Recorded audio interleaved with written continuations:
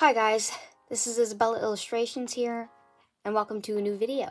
Today's video is going to be a movie review for the new Hunger Games, The Ballad of Songbirds and Snakes. Now, I'm not a Hunger Games fan. I haven't read the books in the original trilogy. I've watched the movies, but I'm not a huge fan of them. Never really been a fan of them. Just watched them just because I was curious, because so many people like them.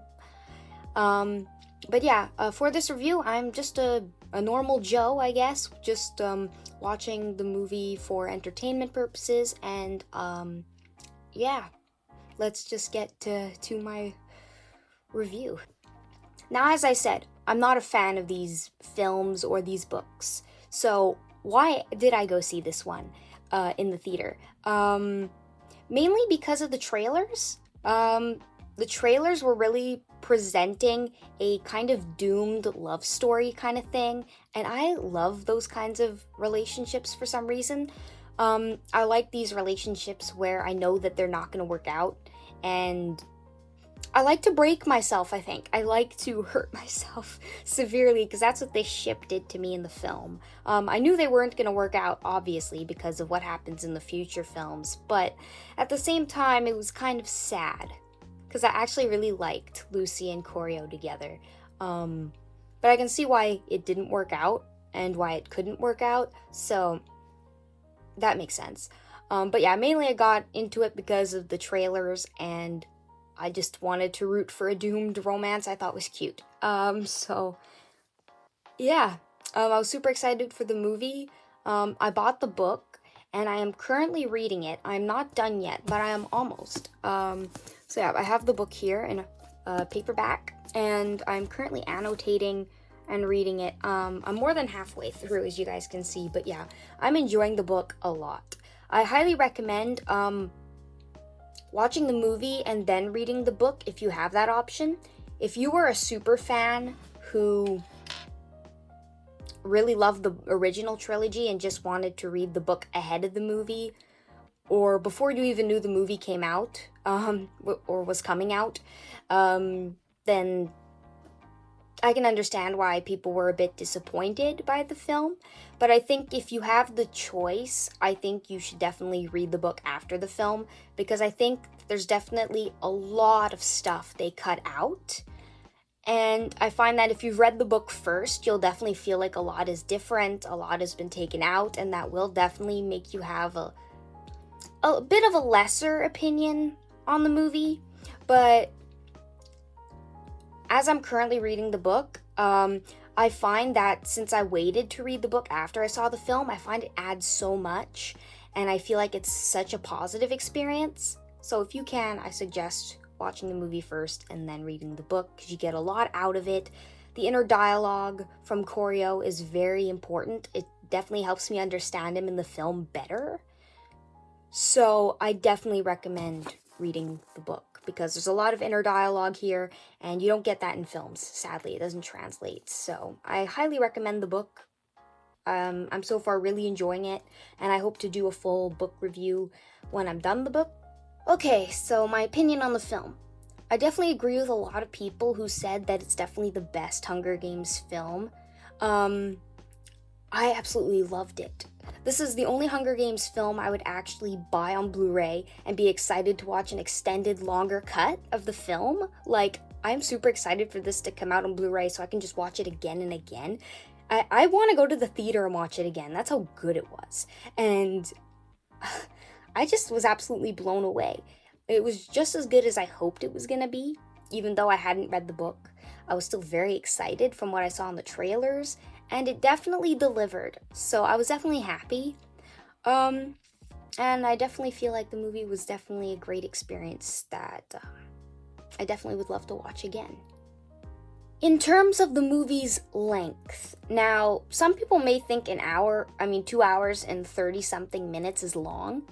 I didn't feel it at all, personally, and it didn't even feel like 2 hours and 30-something minutes. It felt like it went so fast, and that means it was so good and enjoyable that there weren't parts where I was bored, or any parts where I was just like, is this almost over? What time is it? Like, not at all. I didn't feel the time, It was super entertaining throughout, and I honestly recommend seeing it in the theater. It was really fun and a really great experience. Yeah, usually movies that long, I tend to feel the time. This one, not at all. I highly recommend going to see it. It's definitely really just amazing what they did with it. I really enjoyed it. So the actors that they chose for the roles. That was another reason why I wanted to see this film. I love all of these actors. I think they are perfect matches for the roles that they played in the film. I absolutely loved every single one of them and their performances. I love Tom Blythe as Coriolanus. I think he's amazing. I really like him in it. He's really good. And Rachel Zegler, I'm not a huge fan of hers, but, well, I wasn't. Now I kind of am. I really loved her in this role as well. Viola Davis is definitely freaking psycho, but she definitely played the psycho in the film really well. I loved her in this. Peter Dinklage, I love him too. He's really great. I don't know the guy who plays Sejanus. I'm not sure of his real name, but he was really great too. I couldn't picture any other actors for these roles. I felt everyone fit perfectly, and it was really enjoyable. I loved the performances, and yeah, I couldn't see anyone else playing these characters, so it was really a really fun experience. Okay, for those of you who haven't read the book, there are songs in the book, and the songs are more read as poetry because you can't hear the songs, but in the movie, the way they adapted the songs, oh my god, they were so freaking good. I didn't expect myself to like country folk music. I don't like country folk music, but it made me want to tap my feet to the rhythm. The songs were amazing, and they were so good. Rachel Zegler was really good at singing these songs too. She was just fantastic. But the songs themselves were amazingly brought to life, and I couldn't see them done better. It was just amazing, and I enjoyed the songs so much. They were the best part of the film sometimes. It made you want to dance. It really did. It was contagious. It just was, the songs were amazing. And usually I don't like movies with musical aspects, but that was so much fun. I really enjoyed the music in the movie. It was really definitely an experience. Okay, so I wanted to bring up Peter Dinklage's character, Dean Highbottom. I did not like him in the beginning of the movie because he was making things so hard for Coriolanus, and I didn't understand why. At the end of the movie, you understand why.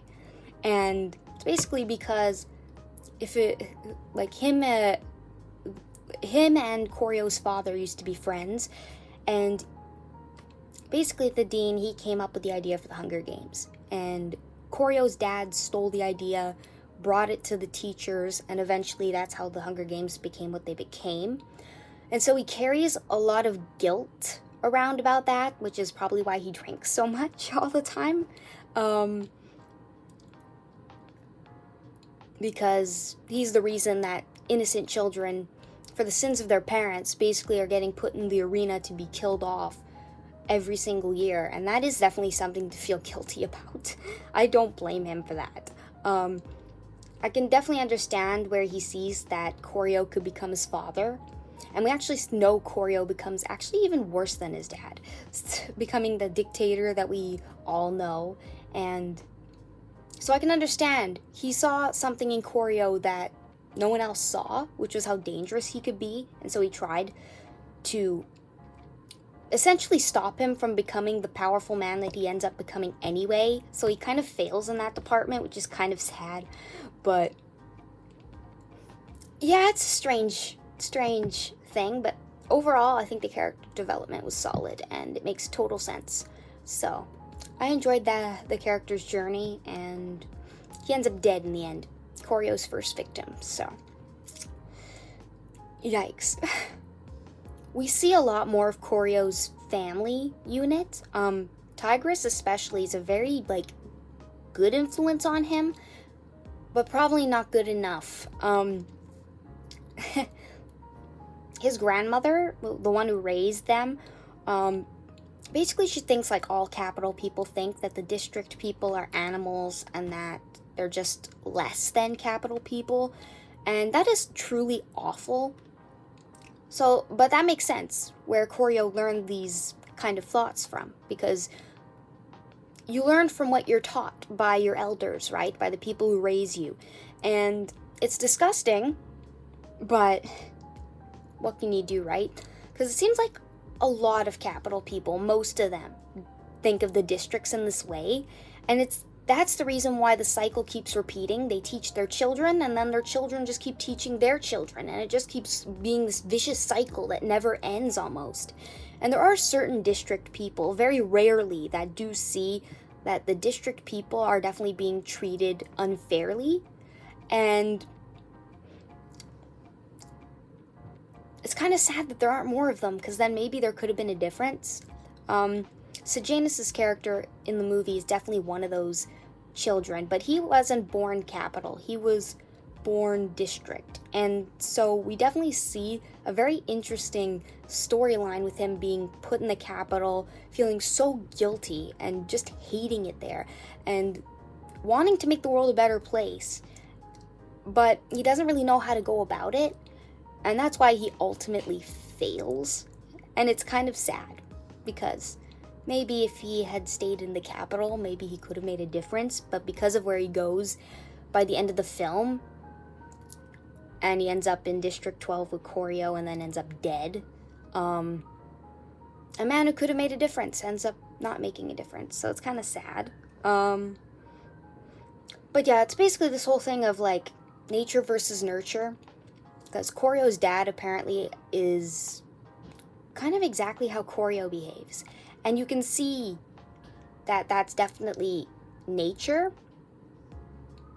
And then you see the nurture from the grandmother, and we see it also from Dr. Gall in the movie too. She's a freaking psychopath and not a great influence for Koryo at all. She is the worst possible influence he could have ever had. And I think her also is a reason why he becomes who he ultimately becomes and thinks the way he ultimately thinks. And it's awful, because maybe without that influence, maybe he would have become a better person, because there were parts of him that were good, genuinely good, but those parts weren't strong enough and didn't win out in the end, which is kind of disappointing to see a character who could have done so much good doing so much bad. So that was hard to watch, but it's supposed to be. Now, I couldn't finish this video without talking about the reason I went to see this film, which was Lucy Gray and Koryo's relationship and downfall of that relationship. In the movie, it's a bit rushed. In the book, there's a lot more time for the feelings to develop, so they feel like they were earned or made sense that they were developed, that because they had time to develop. They had more interactions with each other than in the movie. So it felt more like realistic. And in the movie, it still felt real. Like, the actors did a magnificent job with the chemistry, but yeah, I felt like in the movie it was a bit rushed.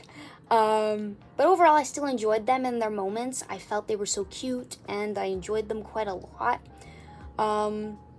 Besides the whole rushed thing, which I understand because it's a movie, it's already long, and the book had a lot more, like, stuff, and they couldn't make it that much longer. So I can understand why people were like, they should have made the movie maybe 2 parts, but they didn't, so can't really fix that now. But that's why I recommend reading the book. A lot more insight and lots more stuff. But yeah, I also see why their relationship couldn't work.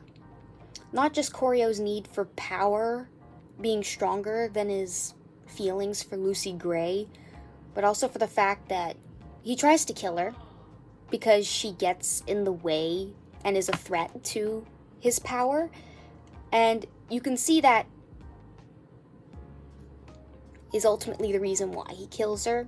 And so that's not real love. You don't kill somebody because that might be a threat to your rise to power. It's like, it's awful. It's downright evil is what it is. But you can understand then why in the future the way him and Tigress have a falling out. It makes sense. She probably got in the way of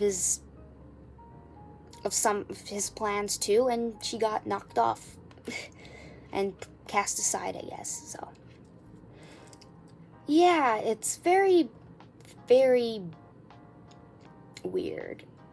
Not weird. But the other reason why I think Lucy Gray and Koryo couldn't work out was because she just wants to live an average life. She wants to just be free. And Koryo's the exact opposite of that. He wants power, control.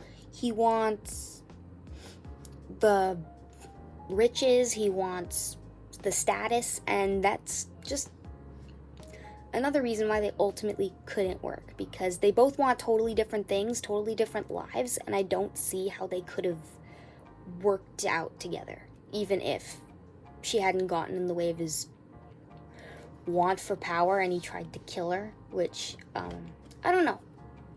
But, yeah, there were plenty of reasons why they couldn't work out, and I understand that fully. And now that I understand that, it makes me feel a little less sad about it, but, hey. Fan fiction is to make me feel better, so I read fan fiction for that. But yeah, that's basically my review. Thank you guys for watching. I hope it wasn't too long. But yeah, without making it any longer, thank you guys for watching, and I'll see you in my next video. Bye-bye.